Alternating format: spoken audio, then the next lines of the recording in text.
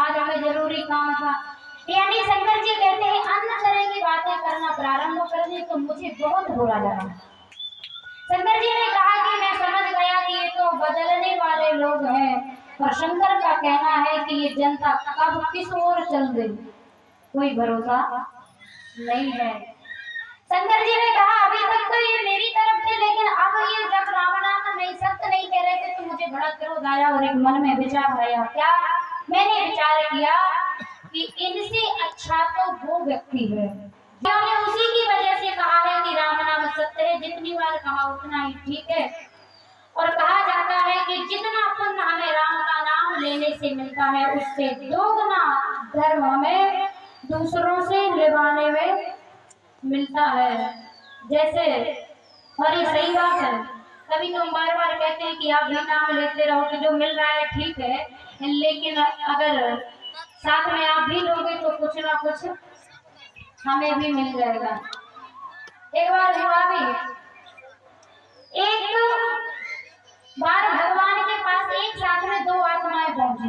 दो लोग एक साथ में गए, दो लोग पहुंचे तो भगवान ने देखा दुष्ट था, खूब पीता था, उसे भगवान ने पहले भेज दिया।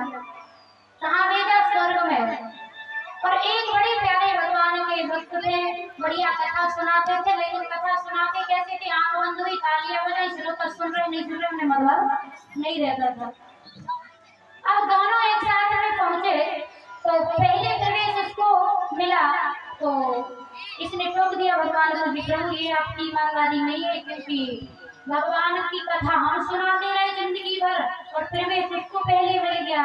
भगवान ने कहा कि वो ठीक है, आपको पता है आपने नेत्र बंद करके तालियां बजा करके खूब कथा गाई, पुण्य मिला है आपको कि आप स्वर्ग में जाओगे, लेकिन इसको क्यों?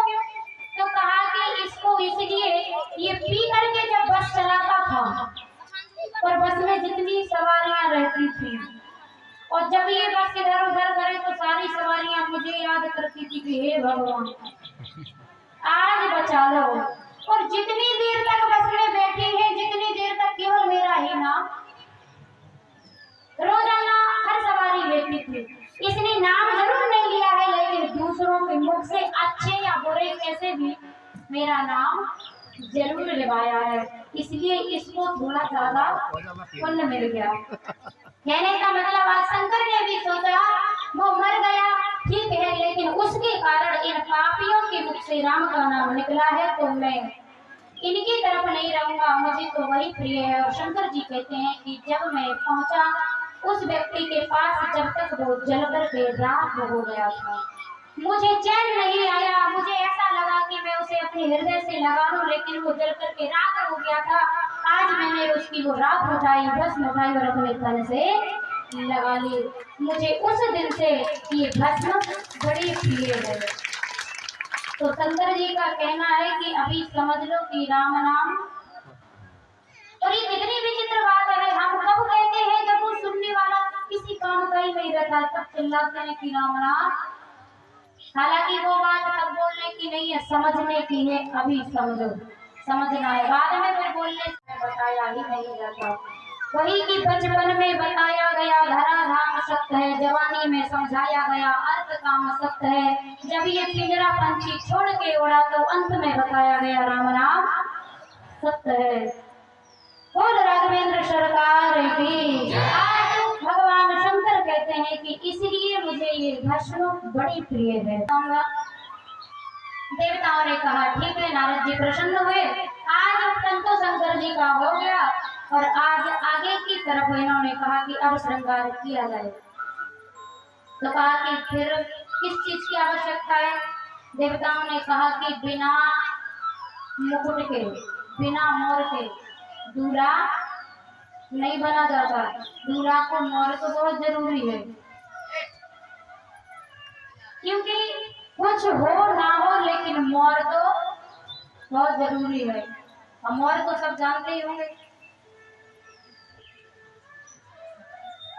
पता है माताएं जब लड़ती है ना अपने पति से और ज्यादा झगड़ा हो जाए तो क्रोध में आकर के यही कहती है कि हम थोड़ी जबरदस्ती आ गए थे, आप ही गए थे मोर धर के।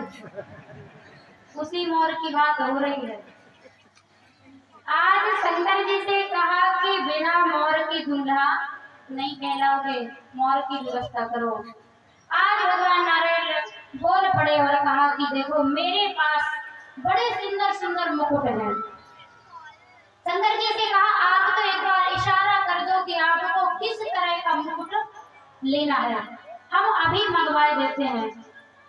भगवान शंकर ने कहा कि आज हम वर बन रहे हैं और मांग करके वर कभी बनना नहीं चाहिए।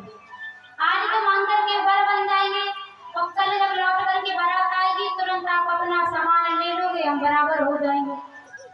घर हमारा है, पड़ोसी का मत दिखाओ, क्योंकि जो सत्य है वो सत्य है।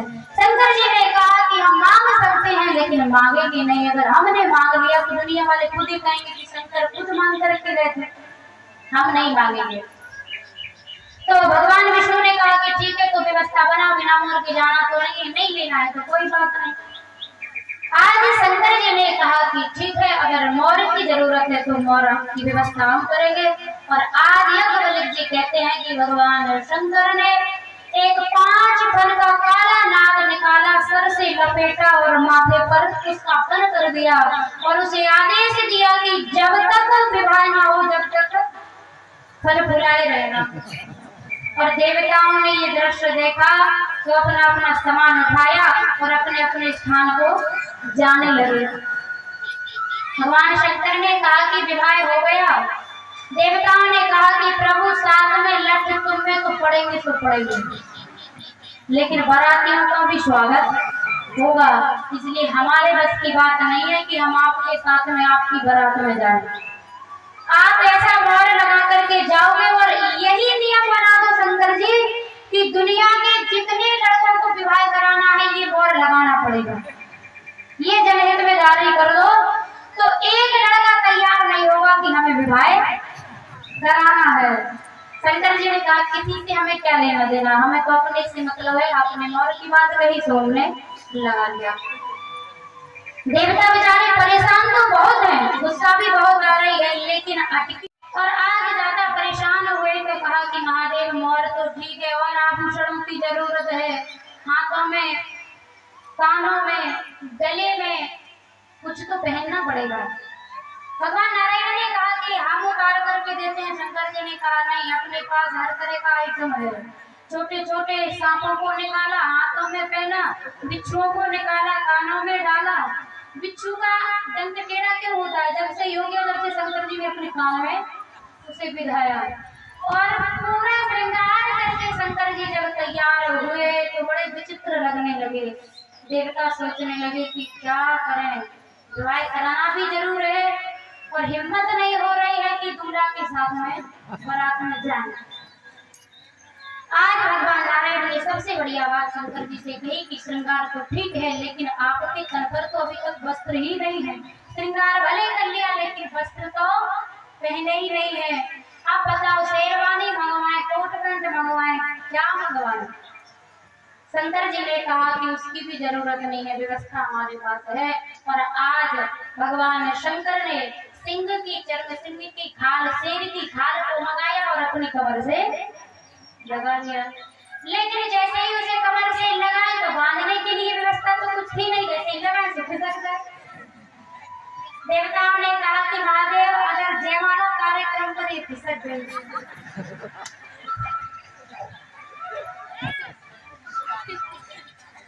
तो क्या होगा? शंकर जी ने आज ये वो जट गई। ये हंसने वाली बात नहीं है, विचार करने वाली बात है। हंसी हमार आपको आ रही है तो ठीक है, लेकिन विचार कहाँ करना है? देवताओं ने प्रश्न करके आप संदेश से क्या देना चाहते हो? क्योंकि आपने देखा होगा भगवान राम क्या सिखाते हैं, ये राम ने अपने जीवन में करके दिखाया है।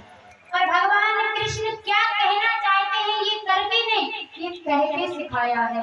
अर्जुन को ज्ञान देते देते बताया है कि क्या करना चाहिए। राम करके दिखा रहे हैं, कृष्ण कह के दिखा रहे हैं, लेकिन शंकर का कहना है ना मैं करके दिखाता हूँ ना कह के दिखाता हूँ, मैं तो अपना स्वरूप ही ऐसा बना देता हूँ कि मेरे भक्त मेरा दर्शन करके ही समझ जाए कि शंकर कहना क्या चाहते हैं। तो देवताओं ने कहा कि फिर क्या कहना चाहते हो? शंकर जी ने कहा कि नारद आप विचार करके कि जब ये शेर जिंदा था, जीवित था, इस शेर में इतनी ताकत थी कि जिस जंगल में दहाड़ता था वो जंगल हिल जाता था, सारे जंगल को हिला देता था। लेकिन आज उसी शेर की हालत देखो, एक सांप के बंधन में है। सांप, सीधी सी बात है, सांप काल का प्रतीक होता है। शंकर का कहना है कि आप कितने ही दहाड़ते रहो, लेकिन ध्यान देना एक दिन आपको काल जरूर बांध के रखेगा।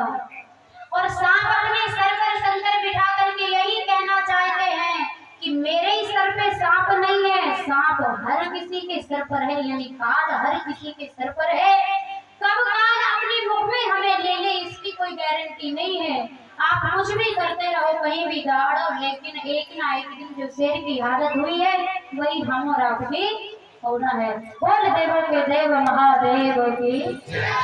बारात आगे की तरफ बढ़ने लगे। शंकर ने कहा कि नारद एक बात और है, क्या जो श्रृंगार मैंने किया है ये सर्प है, सांप है, और आपने ध्यान दिया हो सांप के पैर देखे किसी ने दिखाई नहीं देते, लेकिन भागते इतने जल्दी है कि कोई पांव वाला भाग सके। इसके पांव जरूर नहीं होते लेकिन खिसकती बहुत जल्दी है। इसलिए एकदम अभिमान कोई ना पालना कि आज हमारे पास है, क्योंकि माया एक जगह टिकने वाली नहीं है। शंकर जी जैसे ही चलने लगे, देवता चलने लगे, तो आज भगवान नारायण ने कहा कि आज आप हमारे रथ पर बैठिए, विमान पर बैठिए, जिस चीज पर बैठना है बैठो, हम आ जाएंगे, आप चलिए। शंकर जी ने कहा कि नहीं, हम घोड़े पर भी नहीं बैठेंगे, आपके विमान पर नहीं जाएंगे, रथ पे नहीं जाएंगे, हम तो केवल अपने बैल पर बैठ करके जाएंगे। सीधा सा अर्थ है, घोड़े का अर्थ होता है, घोड़ा काम का प्रतीक होता है। दुनिया वाले विवाह करते हैं काम के लिए, घोड़े पे बैठते हैं, घोड़ा काम का प्रतीक है और बैल धर्म का प्रतीक है। शंकर ने कहा हम दुनिया से जुड़ेंगे लेकिन काम के प्रति नहीं, हम राम के प्रति, धर्म के प्रति जुड़ेंगे। हम धर्म पर बैठ करके जाएंगे, धर्म पर बैठेंगे, और शंकर का कहना है जो धर्म के साथ में चलता है उसको कोई नुकसान होता ही नहीं है।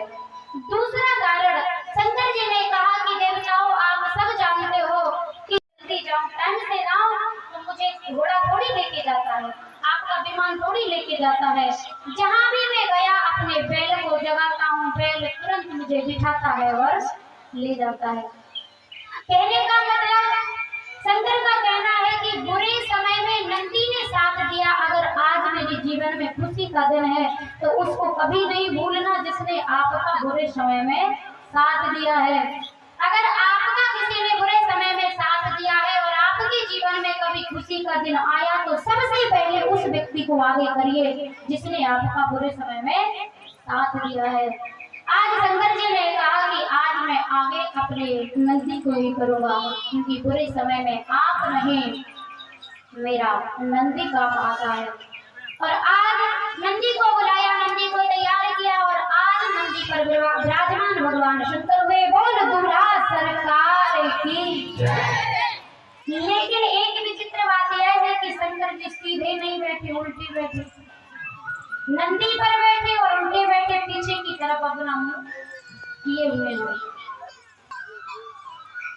शंकर जी ने कहा देखो नारद, बैठना हमें है, चलना नंदी को है, अब नहीं पड़ता हम उल्टे बैठे चाहे सीधे बैठे, नंदी सीधा चल रहा है, काम होता रहेगा।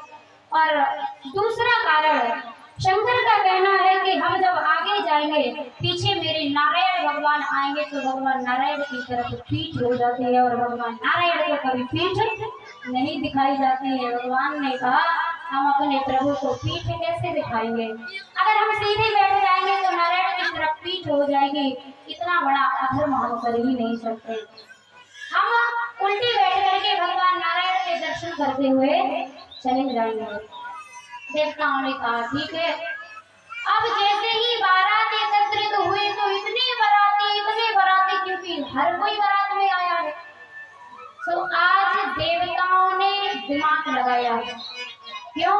देवता बड़े चतुर तो हैं। देवताओं ने कहा अगर शंकर के साथ में जाएंगे तो हो सकता है कोई बात बिगड़े, हमारा भी स्वागत होगा साथ में। तो इन्होंने सलाह दी कि शंकर जी के साथ में नहीं, अलग से चलते हैं। क्यों? अगर बात बनती नजर आएगी तो पहुंचेंगे, पता कर लेंगे, और अगर बात बिगड़ रही है तो क्यों जाएंगे, लौट करके आ जाएंगे। आज शंकर जी से कहें कैसे? तो भगवान नारायण के पास पहुंचे। नारायण ने कहा कि ठीक है, वो हमारे मित्र हैं, हम कहेंगे। और नारायण भगवान विष्णु भगवान पहुंचे शंकर जी के पास।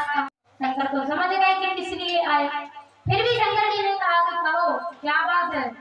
भगवान विष्णु ने कहा कि देखो ऐसा है, बारात अपनी बहुत लंबी चौड़ी हो गई और जिसके खेत में से निकलती है उसके खेत में जो अनाज है उसका पता ही नहीं चल रहा कहाँ है। तो ये तो अच्छी बात नहीं है। शंकर जी ने कहा फिर करना क्या है, कहना क्या चाहते हो? विष्णु भगवान ने कहा ऐसा करते हैं कि अपनी अपनी टोली बना करके अलग अलग रास्ताओं से पहुंच जाते हैं। तो आज शंकर जी ने कहा कि हम समझ तो रहे हैं कि बात क्या है, लेकिन फिर भी आप कह रहे हो तो कोई बात नहीं। और आज नारायण से कहा कि ठीक है, आप अपनी टोली ले जाओ, इंद्र अपनी, ब्रह्मा अपनी, सब अपने अपने मित्रों के साथ में आ जाइए, हम आ जाएंगे। और आज हुआ क्या कि सब अपनी अपनी टोली के साथ में हो गए। आज देखा सड़क पर तो केवल शंकर, केवल और केवल शंकर नंदी पर उनके बैठे हुए हैं और एक भी बाराती नहीं, सब अपने अपने टोली में चले गए। शंकर जी ने कहा कि नारायण तुम क्या समझते हो कि मेरे पास बारातियों की कमी है? तुम्हें क्या लगता है कि मेरे पास बाराती नहीं है? संगी को बुलाया, रंगी को बुलाया, डमरू बजाई और कहा कि जितनी दुनिया में भूत प्रेत पिशाच जो भी है सबको आमंत्रित कर दो और सबसे कहो कि शंकर की बारात में जाना है। आज डमरू को जैसे ही रंगी ने बजाया, भूत प्रेत सब समझ गए कि हमें शंकर ने याद किया है। तो ऐसे ऐसे भूत देखने में बड़े विचित्र, किसी के हाथ ही हाथ में, किसी के पांव ही पांव है, कोई बिना मुख का है, किसी के मुख ही मुख है, कोई इतना मोटा है कि चल ही नहीं पा रहा है, कोई इतना पतला है कि आंख नजर आ रही है। चारों तरफ से भूतों की लाइन लग गई। शंकर के पास इतने बाराती हो गए कि नारायण ने सीमा भी नहीं की होगी। बोलो शंकर भगवान की।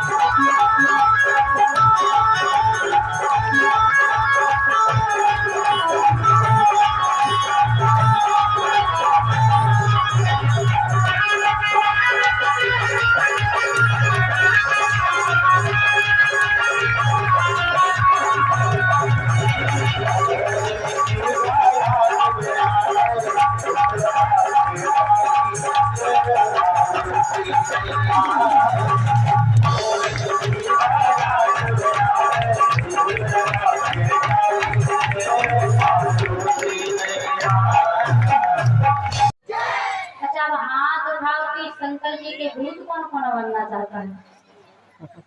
देखो भूत तो अपन को बनना ही है, क्योंकि इतने अच्छे कर्म है नहीं कि स्वर्ग में चले जाए। मरने के बाद भूत तो बनना ही है, इसलिए शंकर के भूत बन जाओ और सीधे स्वर्ग का टिकट कटा लो। अब बराती कौन कौन बनना चाहता है, जरा हाथ उठाओ।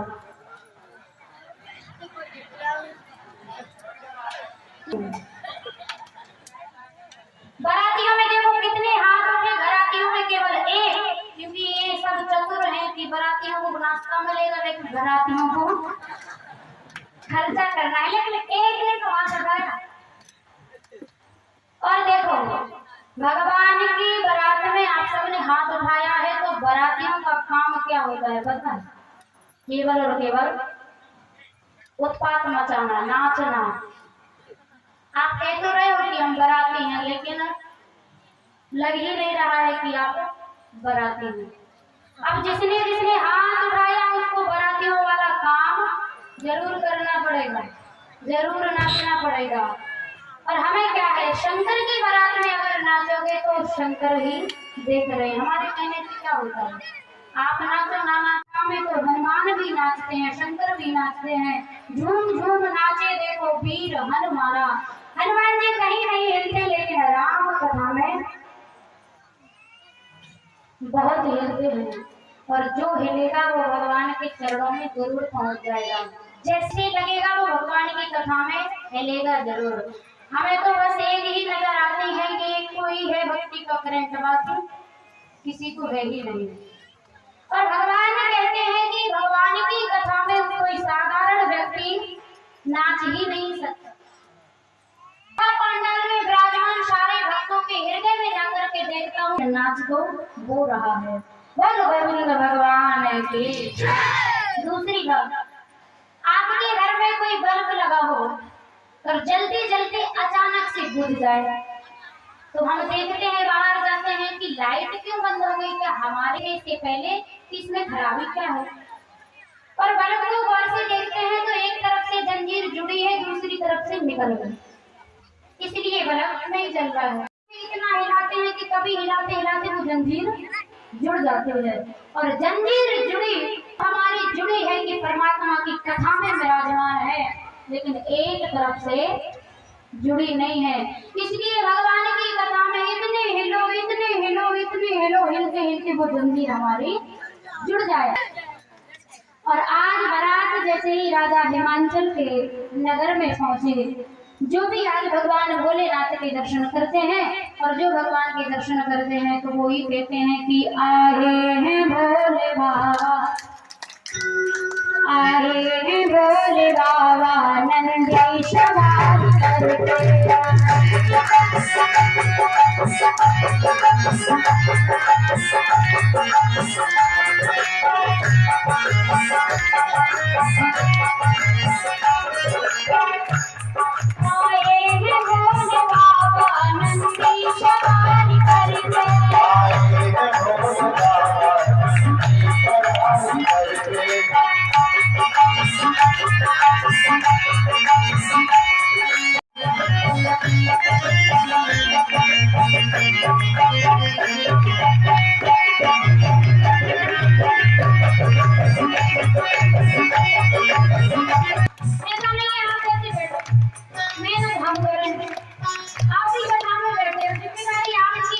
कोई घूंघट लगाई है, बढ़िया नींद से सो रही है, क्योंकि घूंघट में हम देख भी नहीं पा रहे हैं, सुन रही है या सो रही है।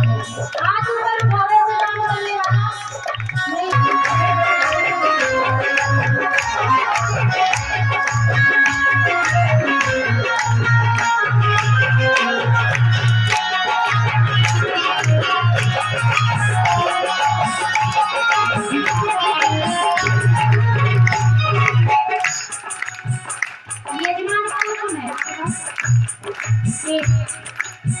यजमान कौन कौन है?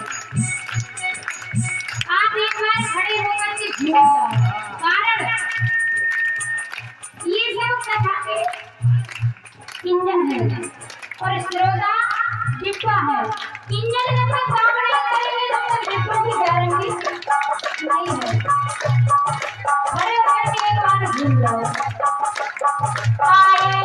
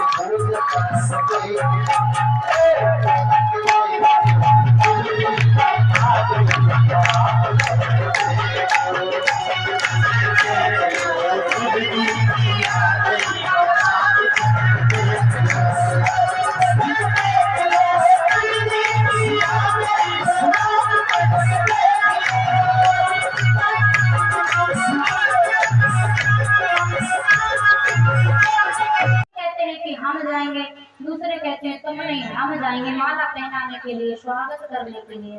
क्यों कि यहाँ पर विचार करने वाली बात यह है कि एक राजा की बेटी का विवाह है और नेताओं के घर क्या कहना, सबको लगता है कि एक बार नेताजी हमें भी देख लें कि हम उनका काम कर रहे हैं, उनकी नजर हमारे ऊपर भी पड़ जाए।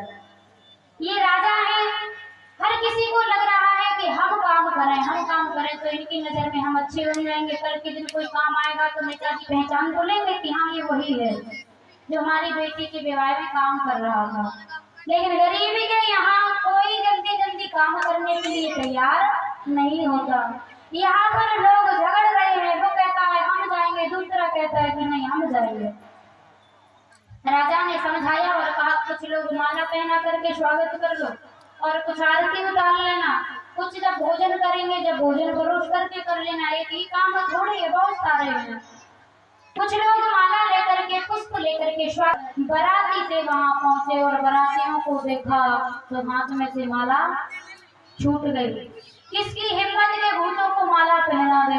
आज माला फेंके, पुष्प फेंके और लौट करके आ गए। राजा ने कहा बारात ठहर गई। इन्होंने कहा महाराज हमारे बस की बात नहीं है कि राजा ने कहा कि अभी तो झगड़ रहे थे, जैसे तैसे स्वागत हुआ। और राजा ने कहा कि सबसे पहले भोजन कराओ क्योंकि भूखे हो गए।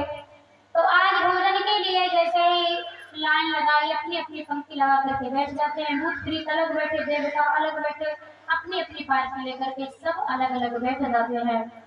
इधर भूत जहाँ बैठे थे वहीं पर दो परोसने वाले आए पत्थर, एक इस लाइन में परोसने लगा, दूसरा इस लाइन में। पत्थर परोसने वाला जल्दी जल्दी चला जा रहा था, पत्थर परोसते परोसते अचानक से बीच में खड़ा हो गया। दूसरे पत्थर परोसने वाले ने इशारा किया भैया खड़े क्यों हैं, राजा का आदेश है कि जल्दी जल्दी काम करना है, खड़े क्यों हो गए। उसने कहा कि भैया खड़े इसलिए हो गए कि यहाँ पर ऐसा बाराती बैठा है जिसका मुख ही नहीं है, और जब मुख नहीं है तो हम सोच रहे हैं कि पत्थर परोसने से फिर फायदा क्या है। अब हम परोसे या ना परोसे ये सोच करके खड़े हैं। उसने कहा भैया भूतों के चक्कर में ना पड़ो, मुख है नहीं है कैसे खाएंगे, ये तुम्हारा काम नहीं है, तुम तो पत्थर परोसो और अपना काम करो। इसने कहा ठीक है। वो तो निकल गया, लेकिन अचानक से ये खड़ा हो गया। उसने इशारा किया कि भैया अब तुम क्यों खड़े। इसने कहा तुम्हारे सामने ऐसा बाराती था जिसका मुख ही नहीं था, और मेरे यहाँ ऐसा बाराती है जिसके मुख ही मुख है। अब मैं सोच रही है, लिखा है कि दही ऐसे थे को मुखहीन विपुल मुख पाओ, कोई बिना मुख का, किसी के बहुत सारे मुख हैं। और आज वो खड़ा हो गया कि मैं यहाँ पर कितनी पत्थर परोसो। इसने कहा भैया तुझे क्या करना, तुम तो पत्थर परोसो निकल। वो तो निकल गए। इधर सब्जी परोसने वाले आए तो देखा कि भूतों के सामने एक भी पत्थर ना हो। इसने कहा मौसम ऐसा हुआ नहीं है कि हवा में उड़ गई हुई, आखिर पत्थर कहाँ है। इसने कहा इधर पत्थर क्यों नहीं परोसी। परोसने वालों ने कहा भैया अभी परोस के गए हैं। कहा कि कहाँ है। उन्होंने आकर के पूछा भाई साहब जो पत्थर हम आपको दे करके गए थे वो कहाँ है। भूतों ने कहा वो तो हम कब की खा गए। तो इन्होंने कहा कि भैया वो खाने वाली वस्तु नहीं थी, उसमें रख करके भोजन पाना था आपको।